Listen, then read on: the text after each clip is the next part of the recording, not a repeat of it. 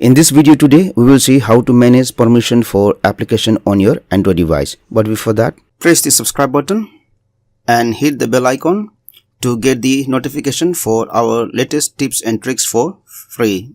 Now, for example, if I want to allow certain features to be used by WhatsApp in my Android device, then what I will do is, I will go to settings here, I will go to apps, I will scroll down and look for WhatsApp, I will open WhatsApp.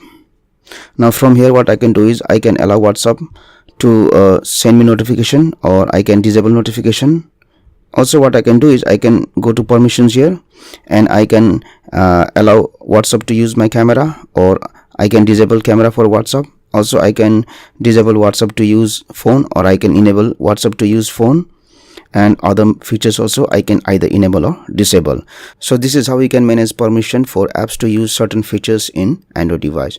Thank you for watching this video, and please subscribe to my YouTube channel for more tips and tricks.